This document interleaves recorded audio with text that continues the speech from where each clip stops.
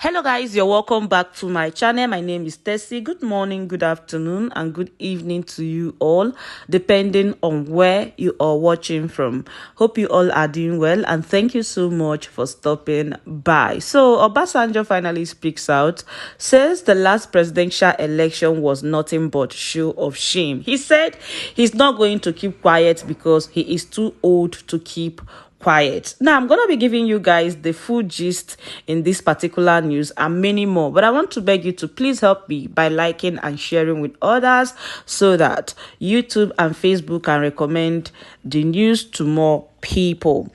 It says, former President Olusegun Obasanjo says the outcome of the general election has made Nigeria more divided than ever before. Speaking on Thursday in Abuja at the presentation of a book authored by Tunji Olokpa, the former president said he is too old to keep quiet on national issues. Obasanjo described the election outcome as a sickening show of shame and urged the incoming administration to put measures in place that would foster national reconciliation. He said efforts are required to rescue the country from its launch into dystopia, adding that it would only be possible with a common vision. Given what we saw during the election, Nigeria is even now more divided and more corroded than we thought. This places a deep onus on any administration following the current one to urgently facilitate the process of national moral rearmament and national reconciliation for the aggrieved and will lead us across Nigeria to assuage the youth, Obasanjo said. All right, I'm going to let you guys watch the video. I thought it's just a written statement, but I've seen the video, so I'm going to let you guys watch a clip of it. But before then, I would love to say God will surely bless Baba Obasanjo for his massive support at a time like this. I wish we have more elders that will come out and say the truth and speak the truth to power. This country, in no due time, we will get the exact country we are looking for. But what we have now is old men who has committed in one place or the other. Old men who are looking for what they can put in their stomach, and because of that they have buried the truth. But I said something the other day. I said for most of them who are supporting politicians, who are supporting all these evil leaders because of their stomach infrastructure or because of what they will gain, they should remember that that money that they are looking for, they may not be alive to eat it. They should take what happened to those people that went to visit Shetima as an example. All those ones, we saw how the son was insulting the NSAS victim at Lekki Target.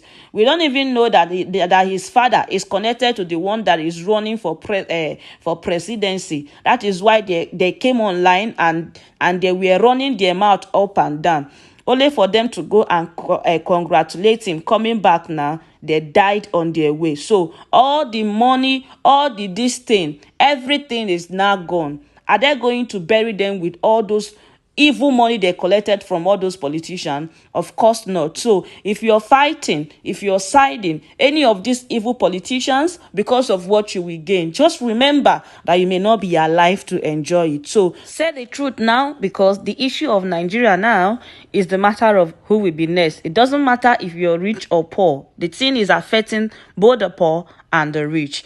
And that is it for you all. I'm going to leave you all to watch the video, and please don't forget to share with others, like and share and subscribe, and I'll see you all in my next video. Bye-bye. Bye. Between me and Tunji, sit down, because I don't want trouble with your weight.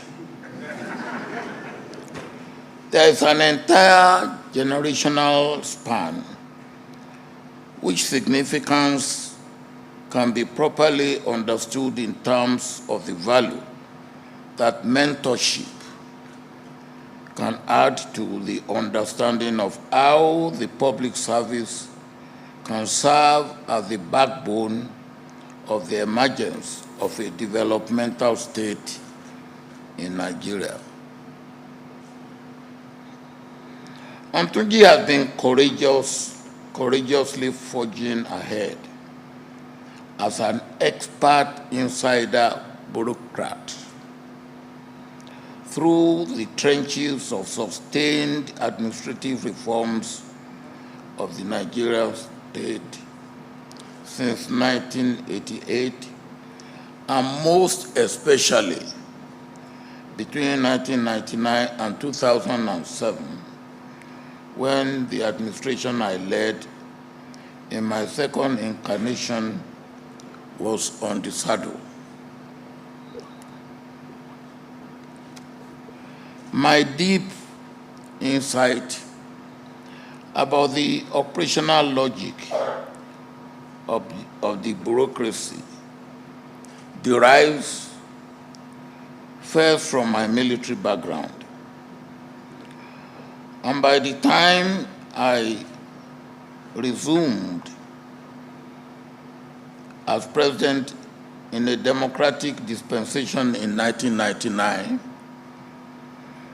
I was already convinced from my rich experience in governance about the great benefits a focused government could derive from a capability-ready and professionalized civil service deployed to the imperatives of democratic governance.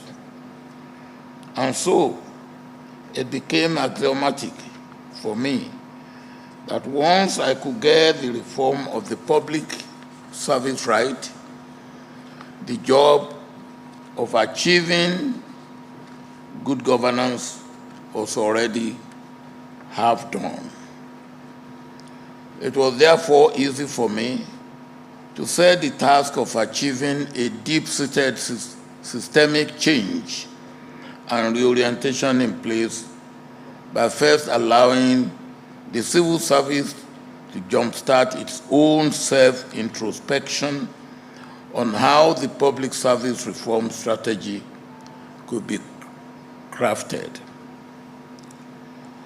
One of the first things, and I think some of you who are here will remember, one of the first things that I did was to organize a week-long seminar for senior civil servants within the first week of my coming into office.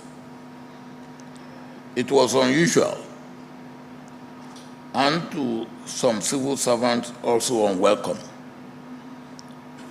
For me, we must all be reform conscious and sensitive for the government I wanted to lead. Professor Adebayo Adedeji of Economic Commission for Africa, ECA, prepared the program and led the seminar. And I was present for most of the program. After 1 week, the senior civil servants would come back to say that, I quote, "We are now in a new way of doing business."